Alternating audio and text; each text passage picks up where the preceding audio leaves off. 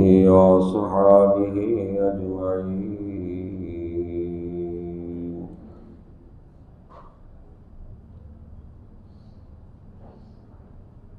أما بعد فأعوذ بالله السميع العليم من الشيطان الرجيم. بسم الله الرحمن الرحيم.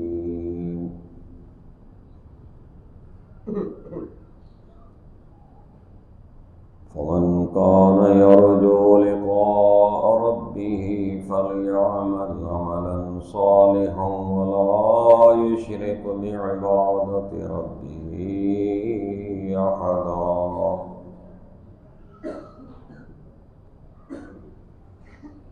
رب اشرح لي صدري ويسر لي أمري واحلل عقدة من لساني يفقهوا قولي.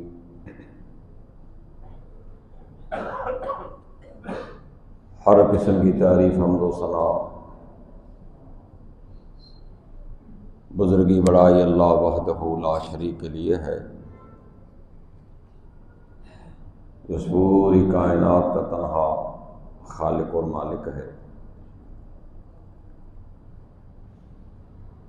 بے حساب درود سید المرسلین رحمت للعالمین، ساقی کوثر احمد مجتبی محمد مصطفیٰ صلی اللہ علیہ وسلم کی ذات گرامی پر ہوں، جن کو اللہ تعالیٰ نے اس پوری کائنات کے لیے رحمت بنا کر مبعوث فرمایا۔ مختصر اور حمد و صلوات کے بعد معزز سامعین، کوشش کروں گا انشاءاللہ آپ کا زیادہ وقت نہیں لوں گا، مختصر وقت میں بات کو مکمل کرنے کی کوشش کروں گا۔ خالق کائنات نے ارشاد فرمایا کہ جس بندے کو اس بات کی امید ہے کہ اپنے رب سے ملاقات کرے گا، پھر اس سے چاہیے کہ نیک اعمال کرے، اور اسے چاہیے کہ رب کی عبادت میں کسی کو شریک نہ کرے۔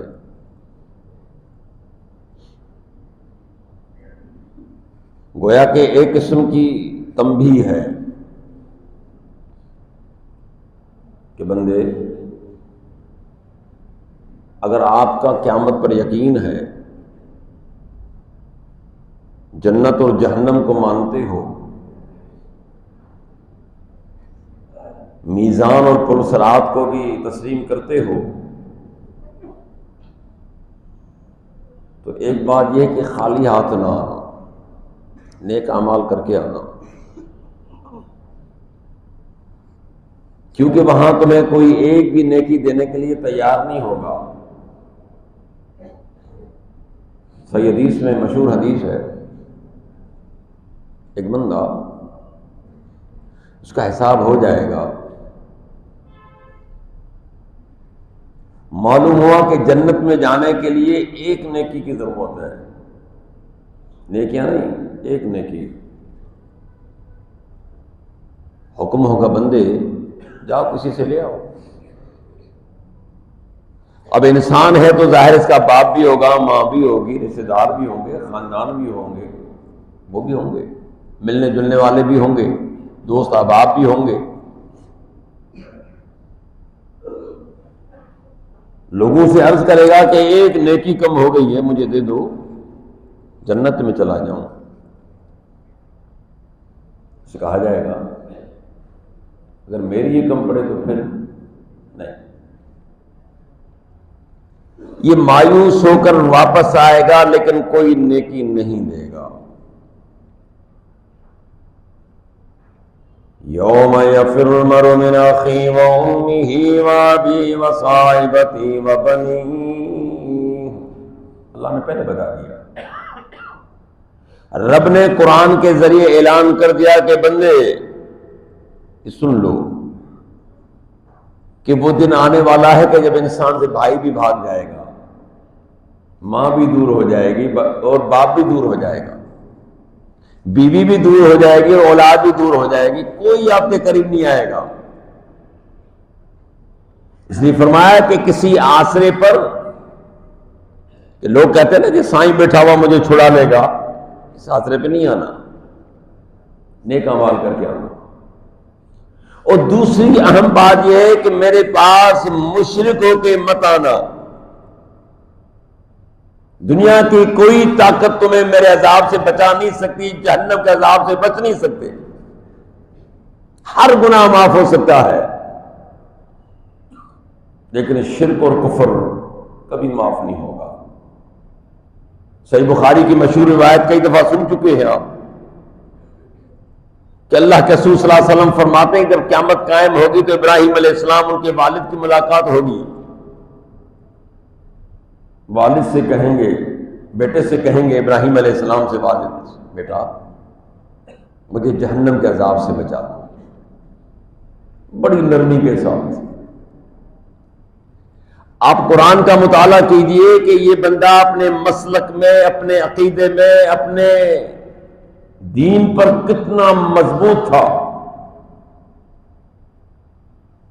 ابراہیم علیہ السلام جب انہیں توحید کا درس دیتے، جواب میں کیا کہہ رہا ہے؟ یا ابت لم تعبد ما لا يسمع ولا يبصر ولا يغني عنك شيئا۔ ابا جی آپ کیوں ان کی عبادت کرتے ہو؟ نہ دیکھتے ہیں، نہ سنتے ہیں، نہ تمہارے کسی کام آتے ہیں، ان کے اندر کوئی یہ طاقت نہیں، آپ پھر بھی ان کے پیچھے لگے ہو ایک رب کو چھوڑ کر۔ باپ کیا کہتا ہے؟ قال راغب انت عن آلهتی یا ابراہیم لئن لم تنتہ لارجمنک وہجرنی ملیا۔ ابراہیم میرے خداؤں سے منہ موڑ رہے ہو، اگر آپ نہیں رکے تو میں سنسار کرا ڈالوں گا یا تمہیں وقتی طور گھر سے نکال دوں گا۔ کتنی سختی ہے کہ ابراہیم یہ توحید کا درس میں نہیں سننے کے لیے تیار، اگر آپ نہیں رکے کہ باپ کہتے ہوئے پتھر لگوا لگوا کے مروا دوں گا یا تمہیں گھر سے نکال دوں گا۔ آج بڑا نرم ہو چکا ہے، جہنم کا عذاب سامنے دیکھ رہا ہے، بھڑکتی ہوئی آگ دیکھ رہا ہے، کہتا ہے بیٹے مجھے جہنم کے عذاب سے بچا دو۔ ابراہیم علیہ السلام عرض کریں گے میرے رب آپ نے مجھ سے ایک وعدہ کیا تھا کہ قیامت کے دن رسوا نہیں کرو گے، اور یہ میرا باپ جہنم میں جلے گا، دور سے معلوم ہوگا کہ لو جی دیکھو جی ابراہیم کا والد جہنم میں جل رہا ہے۔ اللہ فرمائیں گے ابراہیم میں دنیا سے وعدہ کر چکا ہوں کافر جنت میں نہیں جائے گا، قرآن میں وعدہ کر چکا ہے کہ میں نے مشرک کے لیے جنت حرام قرار دے دی ہے۔ ان اللہ لا یغفر یشرک بہ ویغفر ما دون ذلک لمن یشاء ومن یشرک باللہ فقد ضل ضلالا بعیدا، کہ اللہ اس کو کبھی معاف نہیں کرے گا جو شرک میں مر چکا، کہ اس کے علاوہ جسے چاہے معاف کر دے۔ اس کا اعلان ہے، یہ آفاقی اعلان ہے، قرآن میں اعلان ہے۔ لہذا دنیا سے وعدہ ہے کہ مشرک کی بخشش نہیں ہوگی، کافر کی بخشش نہیں ہوگی، آپ سے وعدہ ہے کہ عزت بحال کرنی ہے، یہ دونوں نبھانا میرا کام ہے۔ محمد رسول اللہ صلی اللہ علیہ وسلم فرماتے ہیں اللہ تعالیٰ ابراہیم علیہ السلام کو حکم دے ابراہیم اپنے پاؤں میں دیکھ، جیسے ہی وہ پاؤں میں دیکھیں گے تو رب کریم ان کے والد کی صورت کو انسان سے جانور میں تبدیل کر دیں گے، ثم طرح فی النار، اسے گھسیٹ کے جہنم میں داخل کر لیا جائے گا۔ لیکن ابراہیم علیہ السلام اپنے مشرک باپ کو جہنم سے نہیں بچا سکے۔ تو میرے محترم رب ہمیں یہ فرماتے ہیں کہ میرے پاس مشرکوں کے مت آنا۔ پھر یہ جن کا عقیدہ ہے کہ ہماری سنتا نہیں، ان کی ٹالتا نہیں، ان کا کیا بنے گا؟ کہ ہماری اللہ سنتا نہیں اور ان کی جو نیک بندے ان کی ٹالتا نہیں ہے۔ اللہ کے بندو آپ نے خود ابھی سنا کہ ابراہیم علیہ السلام جس کو رب نے فرمایا کہ تو خلیل ہے میرا، تو میرا دوست ہے، دوست کے مرید کا مسئلہ نہیں تھا، کسی پڑوسی کا نہیں، اپنے سگے باپ کا مسئلہ تھا، لیکن پھر بھی رب نے جو ہے وہ قبول نہیں کیا۔ تو یہ بات کھوٹی ہے کہ ہماری سنتا نہیں اور ان کی ٹالتا نہیں، لیکن سوال یہ پیدا ہوتا ہے کہ ان کی ٹالتا نہیں ہے، آیا تمہاری یہ دعائی، تمہاری پکار، اور تم جو ان کو پکارتے ہو ان تک پہنچتی بھی یا نہیں پہنچتی؟ بھئی سفارش کرنا تو دور کی بات ہے، بات کی بات ہے نا، پہلے آپ کسی کی بات سنو گے تو آگے پہنچاؤ گے۔ لَهُ دَعْوَةُ الْحَقِّ وَالَّذِينَ يَدْعُونَ مِن دُونِهِ لَا يَسْتَجِيبُونَ لَهُم بِشَيْءٍ إِلَّا كَبَاسِطِ كَفَّيْهِ إِلَى الْمَاءِ لِيَبْلُغَ فَاهُ وَمَا هُوَ بِبَالِغِهِ وَمَا دُعَاءُ الْكَافِرِينَ إِلَّا فِي ضَلَالٍ۔ اللہ کہتے ہیں رب کو پکارنا حق ہے۔ کس کو پکارنا حق ہے؟ مالک۔ جب بھی پکارنا ہے، جس بھی حال میں ہو، چاہے آپ خوشحالی میں ہیں، تنگحالی میں ہیں، بیماری میں ہیں، صحت میں ہیں، سفر میں ہیں، حضر میں ہیں، جو بھی تمہارا حال ہے، اس ہر حال میں مجھے ہی پکارنا حق ہے، میرے علاوہ کسی کو پکارنا حق نہیں ہے، کیونکہ میں ہی سنتا ہوں، میں ہی مسئلے کا حل تمہارا نکال دوں گا، لہذا جہاں بھی ہو مجھے پکارا کرو۔ اور رب ایسی جگہ سے سنتا ہے جو دنیا کی کوئی طاقت نہیں سن سکتی۔ اللہ نے مثالیں دی قرآن میں۔ اللہ کا نبی ہے، کشتی میں جا کے بیٹھ گیا، مشہور واقعہ ہے، مچھلی کے پیٹ میں چلے گئے، کس کو پکارا؟ وَظَنُّونِ ذَهَبَ مُغَاضِبًا فَظَنَّ أَن لَّن نَّقْدِرَ عَلَيْهِ فَنَادَىٰ فِي الظُّلُمَاتِ اللَّا إِلَٰهَ إِلَّا أَنتَ سُبْحَانَكَ إِنِّي كُنتُ مِنَ الظَّالِمِينَ فَاسْتَجَبْنَا لَهُ وَنَجَّيْنَاهُ مِنَ الْغَمِّ وَكَذَٰلِكَ نُنجِي الْمُؤْمِنِينَ۔ کہا کہ مچھلی والا جب ناراض ہو چلا، اس نے سمجھا ہم سختی کے ساتھ نہیں پکڑیں گے، فنادیٰ فی الظلمات، اندھیروں میں مجھے پکارنے لگے، رات کا اندھیرا، پانی کا اندھیرا، مچھلی کے پیٹ کا اندھیرا، اندھیرا تلے اندھیرا ہے، لا الہ الا انت سبحانک انی کنت من الظالمین، تو پاک ہے، تیرے سوا کوئی معبود نہیں، میں نے اپنے اوپر ظلم کیا ہے۔ فاستجبنا لہ ونجیناہ من الغم، کہا کہ میں نے اس کی دعا کو قبول کر لیا، میں نے اس کو غم سے نجات دے دی۔ وَكَذَلِكَ نُنْجِي الْمُؤْمِنِينَ، تاکہ مومنوں کو اس طرح نجات دیتے ہیں۔ کہاں سے سنا؟ مچھلی کے پیٹ سے۔ نینوا کے علاقے کے لوگوں نے نہیں سنا، جنہوں نے اندر پھینکا انہوں نے بھی نہیں سنا، عرش عظیم پر مالک بیٹھا ہوا ہے، کہتے ہیں کہ میں نے اس کی پکار کو سن لیا، خالی سنا نہیں، میں نے اس کی پکار کو سننے کے بعد اس کی تکلیف کو بھی میں نے دور کر دیا، میں نے اس کو نجات دے دی۔ وہ رب ہے۔ کہا کہ میرے علاوہ جن کو تم پکارتے ہو، لا يستجیبون لهم بشیء الا کباسط کفیہ الی الماء، کہا کہ آؤ میں تمہیں مثال دے دوں، میرے علاوہ جن کو تم پکارتے ہو، اس کی مثال ایسے کہ بندہ پاؤں کے اپنے پانی کے سامنے یوں ہاتھ لمبے کر کے بیٹھا ہو اور یہ کہے کہ پانی مجھے بھوک پیاس لگی میرے منہ میں آ کے پڑ، کیا خیال ہے؟ پانی چل کر آپ کے پاس آئے گا، آپ کتنے ہی پیاسے کیوں نہ ہو، آپ کسی سفر میں ہو اور کنواں آپ کے سامنے ہو، پانی کافی نیچے گہرا ہو، آپ اترنا بھی نہیں چاہتے کہ نہ جانے کتنا گہرا ہے، آپ کے پاس نکالنے کی بھی کوئی چیز نہیں ہے، اب آپ اس سے التجا کیجئے کہ محترم پانی صاحب بڑا پیاسا ہوں بھی سفر میں، مہربانی کر کے ذرا اوپر آ جاؤ تاکہ میں اس تمہیں پی لوں، تو میرا کیا خیال ہے آپ کا وہ پانی آ سکتا ہے؟ نہیں آئے گا نا۔ وما ببالغی، کہ کبھی بھی پانی چل کر تمہارے منہ میں نہیں آئے گا، کہ اس طرح تم میرے سوا جن کو پکارتے ہو تمہاری کبھی پکار وہاں جا ہی نہیں سکتی، وہ سن ہی نہیں سکتے، جب سن نہیں سکتے تو سفارش کس چیز کی؟ اور پھر اللہ نے مثالیں دی قرآن میں،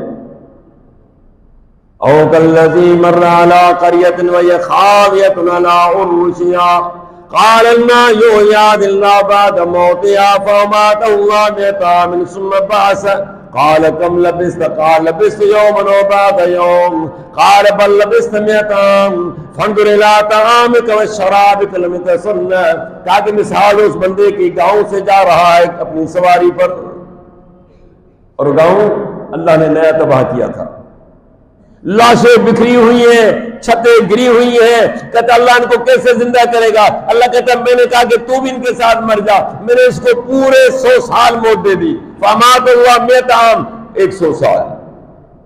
مفسرین کہتے ہیں زیادہ کا اتفاق ہے کہ یہ عزیر علیہ السلام تھے، اللہ کا نبی ہے، اللہ نے مار دیا، فوت ہو گئے۔ فرمایا پھر میں نے ان کو اٹھایا، میں نے ان کو زندہ کیا تاکہ ان سے سوال کرو، کم لبثت، بندے آپ یہاں سے گزر رہے تھے کتنا عرصہ ہوا ہے؟ اصل میں وہ گزرے تھے تو صبح کا ٹائم تھا، جب زندہ ہوئے تو شام کا وقت تھا، تو ان کے یہ ذہن میں تھا کہ میں صبح سے یہاں گزرا ہوں اور مجھے شام ہو گئی ہے۔ کیا کہتے ہیں؟ لبثت یومن او بعد یوم، میرا خیال ہے کہ مجھے دن گزر گیا ہے۔ پھر کہتے کہ نہیں چند گھنٹے۔ اب جن کا عقیدہ ہے کہ اللہ کے انبیاء کو، اللہ کے ولیوں کو، اللہ کے نیک بندوں کو دنیا میں جانے کے بعد سب کچھ پیچھے کا حال معلوم ہے، تو قرآن کیا کہتا ہے اور یہ بندہ کیا کہہ رہا ہے؟ اللہ کہتے ہیں بل لبثت مئۃ عام فانظر الی طعامک وشرابک لم یتسنہ، او میرے بندے یا دن یا دو دن یا سال 2 سال کی بات نہیں، پورے 100 سال گزر چکے، یا 80 سال کا بوڑھا بھی چلنا مشکل ہو جاتا ہے جب عمر بڑھ جاتی ہے بندے کی۔ تو یہاں رب کہتے ہیں کہ آپ کو پورے 100 سال ہو گئے ہیں۔ رب کہہ رہا ہے کہ پھر دیکھیے اپنے کھانے کی طرف دیکھیے، ابھی تک خراب نہیں ہوا۔ اس زمانے میں بجلی تو تھی نہیں، اور بجلی میں بھی کتنے دن چلے گا؟ تو معلوم کیا ہوا؟